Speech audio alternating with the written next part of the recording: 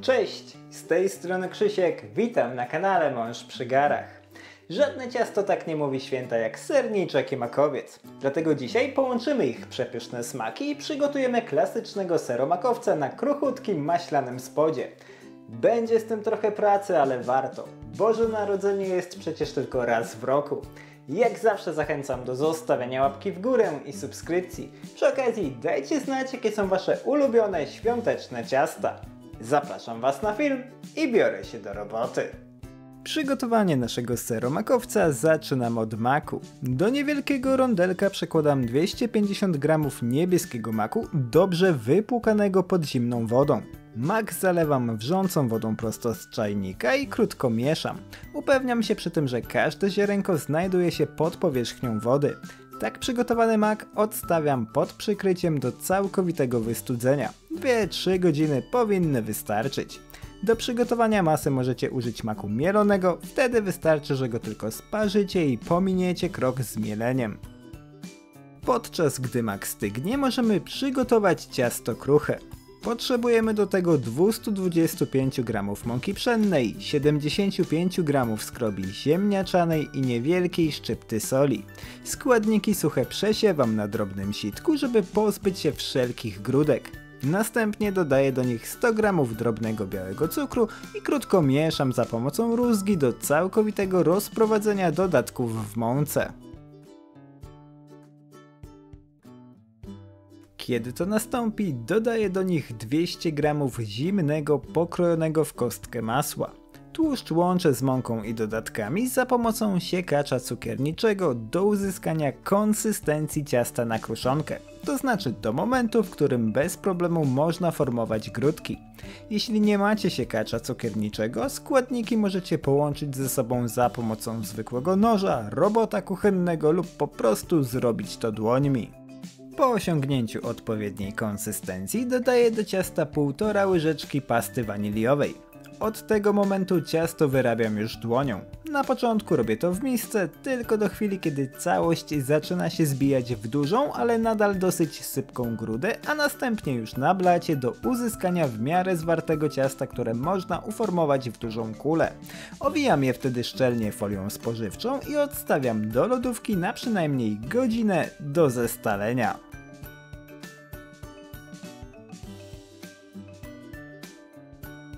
Po godzinie wyciągam ciasto z lodówki i ścieram na tarce o grubych oczkach. Robię to bezpośrednio do natłuszczonej i wyłożonej papierem do pieczenia kwadratowej formy o boku 26 cm. Po starciu całego ciasta rozprowadzam je równą warstwą po całej powierzchni formy, a następnie ugniatam do uzyskania zwartego blatu. Tak przygotowane ciasto gęsto nakłuwam widelcem na całej powierzchni.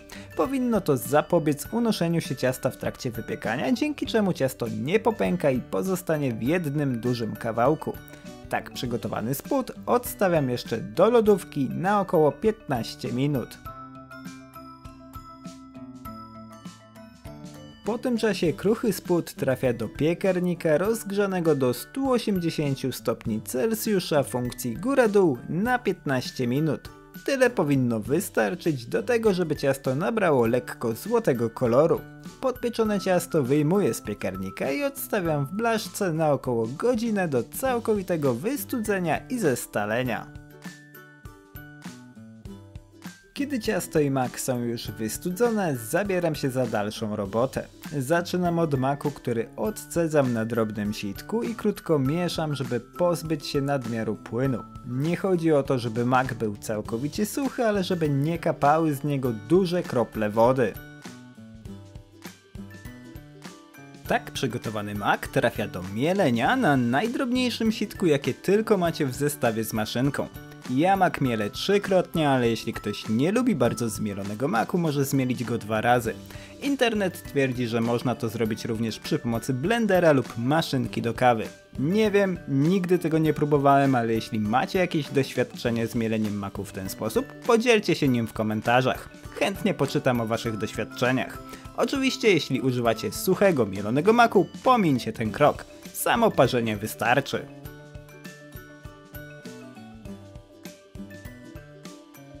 Zmielony mak na chwilę odstawiam i zajmuję się resztą składników masy makowej. Do dużej miski przekładam 100 g miękkiego masła i 50 g drobnego białego cukru. Zawartość naczynia ucieram za pomocą miksera do uzyskania jasnej, puszystej masy i rozpuszczenia cukru. Wtedy oczyszczam ściany miski przy pomocy silikonowej szpatułki. Warto powtarzać to co jakiś czas, da wam to pewność, że wszystko łączy się ze sobą tak jak powinno.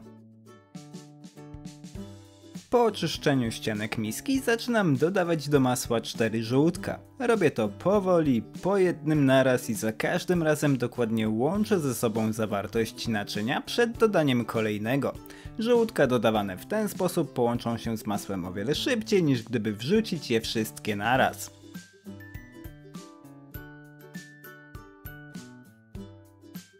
Po dodaniu żółtek wlewam do masy niewielką ilość aromatu migdałowego i dokładnie łączę go z masłem. Jeden niewielki chluś powinien wystarczyć do tego, żeby nadać masie makowej przyjemnego zapachu i aromatu. Nadchodzi czas na dodanie zmielonego maku. Tutaj, tak jak w przypadku żółtek, robię to powoli, po jednej łyżce naraz i za każdym razem dokładnie rozprowadzam mak w tłuszczu. Chwilę to zajmie, więc uzbrójcie się w cierpliwość. Przyznam szczerze, że obie masy, zarówno makową jak i serową, najwygodniej byłoby przygotować przy pomocy robota planetarnego. Nie namęczycie się wtedy tak bardzo jak w przypadku miksera ręcznego, ale ten też daje radę. Po wmieszaniu całego maku dodaję do masy 50 g rodzynek, 50 g suszonej żurawiny, 100 g kandyzowanych skórek cytrusów i taką samą ilość posiekanych, zblanszowanych migdałów oraz orzechów włoskich. Taki zestaw bakali to tylko moja propozycja, użyjcie tego co lubicie najbardziej. Zawartość naczynia krótko mieszam za pomocą silikonowej szpatułki, tylko do rozprowadzenia dodatków i na chwilę odstawiam. Masa makowa jest w zasadzie gotowa, możemy zabierać się za serową część ciasta. Do osobnej dużej miski przekładam 150 g miękkiego masła. Tłuszcz ucieram za pomocą miksera do uzyskania jasnej, puszystej masy. Po osiągnięciu odpowiedniej konsystencji oczyszczam ścianę miski za pomocą silikonowej szpatułki. Podobnie jak w przypadku masy makowej, da nam to pewność, że wszystko łączy się ze sobą tak jak powinno. Kiedy masło jest już puszyste, zaczynam dodawać do niego 200 g cukru pudru. Robię to powoli, po jednej łyżce naraz i za każdym razem dokładnie łączę cukier z masłem przed dodaniem kolejnej porcji. Dodawanie cukru w ten sposób nie tylko ułatwi połączenie składnikom, ale też zapobiegnie ogromnej chmurze cukru unoszącej się w waszych kuchniach. Po dodaniu całego cukru pudru masło wyraźnie zgęstnieje i nabierze konsystencji kremu. Wtedy dodaję do niego 4 żółtka. Robię to identycznie jak w przypadku masy makowej, to znaczy po jednym naraz i za każdym razem dokładnie łączę ze sobą zawartość miski przed dodaniem kolejnego żółtka. Te trochę rozrzedzą masę maślaną, ale nadal powinna pozostać dosyć gęsta i sztywna. Po dodaniu żółtek nadchodzi czas na ekstrakt waniliowy. Tym razem dodaję go na oko, około jednej łyżeczki. Zamiast ekstraktu możecie użyć też pasty lub podmienić część cukru na taki z wanilią. Po połączeniu masy maślanej z ekstraktem zaczynam dodawać do niej ser. U mnie jest to kilogram dwukrotnie mielonego półtłustego twarogu. Ser wcześniej zmieliłem na średnim sitku przy pomocy maszynki. Oczywiście jeśli chcecie możecie użyć twarogu sernikowego z wiaderka, sprawdzi się równie dobrze. Pamiętajcie tylko o tym, żeby używać takiego, który jest gęsty i nie puszcza zbyt wiele wody. Ser dodaję do masła identycznie jak żółtka, to znaczy po jednej łyżce naraz i za każdym razem dokładnie łączę go z masłem przed dodaniem kolejnej porcji. Kiedy cały ser trafił do naczynia, pozostaje mi już tylko dodać jedno opakowanie budyniu waniliowego, najlepiej takiego bez cukru, i krótko wymieszać całość do rozprowadzenia proszku w masie serowej. Jeśli z jakiegoś powodu nie chcecie używać budyniu, zamieńcie go na 40 g skrobi ziemniaczanej i dodajcie więcej ekstraktu waniliowego. Po wmieszaniu budyniu ostatni raz upewniam się, że wszystko jest odpowiednio połączone i odstawiam masę serową na chwilę na bok. Na tym etapie musimy zająć się już tylko białkami. W przypadku obu mas ilości białek są takie same. Do dużej miski wlewam 4 białka dużych jaj i dodaję do nich niewielką szczyptę soli. Białka ubijam za pomocą miksera na sztywno. Pamiętajcie, że miska i łopatki miksera muszą być czyste i suche. W innym wypadku białka nie ubiją się tak jak należy. Uważajcie też, żeby ich nie przebić. Tak przygotowane białka dodaję do masy makowej w 3 partiach. Przy dodawaniu pierwszej partii białek nie musicie się zbytnio przejmować wybiciem z nich powietrza. Potraktujcie ją raczej jako sposób na rozrzedzenie masy. Kolejne 2 postarajcie się już wmieszać delikatnie tak, żeby tego powietrza pozostało w nich jak najwięcej. Masa makowa nadal będzie gęsta, ale stanie się dużo wilgotniejsza i łatwiejsza w rozprowadzaniu. Białka do masy serowej przygotowuję dokładnie w ten sam sposób. Dla przypomnienia powiem tylko, że 4 białka z niewielkim dodatkiem soli ubijamy na sztywno, po czym dodajemy je do masy serowej. Tutaj podobnie jak poprzednio dodaję je w 3 partiach i ostrożnie łączę je z masą serową. Dodatek białek w masie serowej sprawi, że trochę wyrośnie ona w trakcie pieczenia, ale nie na tyle, żeby popękać, co powinno dać nam ładny, w miarę równy wierzch.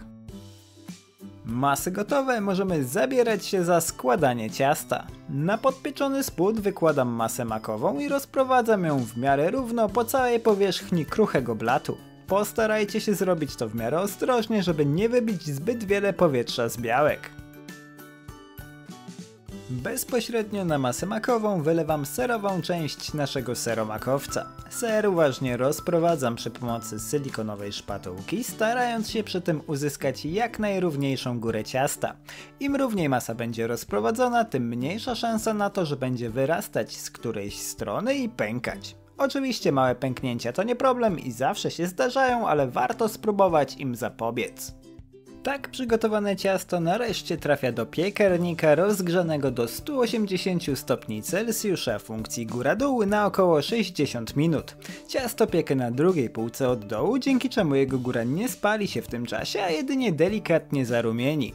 Po godzinie wyciągam ciasto z piekarnika i odstawiam w blaszce do całkowitego wystudzenia. Następnie wkładam je do lodówki na minimum 6 godzin, a najlepiej na całą noc, do zestalenia. Następnego dnia pozostaje nam już tylko udekorować ciasto. Ja w tym celu zrobię prostą polewę czekoladową. Do małej miski, której można używać w mikrofali, przekładam 150 g ciemnej 72% czekolady i dodaję do niej 150 ml 36% śmietanki. Naczynie trafia do mikrofali na około 90 sekund. Co 15 sekund wyciągam miskę z mikrofali i dokładnie mieszam jej zawartość. Powtarzam ten krok do uzyskania gładkiego płynu. Przygotowana w ten sposób polewa po zastygnięciu powinna pozostać miękka i bardzo dobrze się kroić. Z seromakowca wyciągam z lodówki i polewam jego górę przygotowaną przed chwilą polewą. Jeśli chcecie, możecie przygotować odrobinę więcej polewy i pokryć nią też boki ciasta, ale według mnie sama góra wystarczy do uzyskania ładnego efektu. Tak przygotowane ciasto odstawiam jeszcze na godzinkę do lodówki do zastygnięcia polewy. Kiedy polewa zastygnie, pozostaje już tylko kroić ciasto w kawałki i delektować się jego świątecznym smakiem. Połączenie 2 tak różnych od siebie warstw daje naprawdę niesamowity efekt. Mamy tutaj przyjemnie migdałowego, wyładowanego po brzegi bakaliami makowca i gładki, kremowy sernik, który rozpływa się w ustach. Dodajcie do tego kruchy, przyjemnie maślany spód i kontrującą całą słodycz ciasta polewę, a dostaniecie ciasto, które być może jest pracochłonne, ale przepyszne. Dajcie znać, czy przepis wam się spodobał. Życzę wam smacznego i do zobaczenia w kolejnym filmie. Cześć!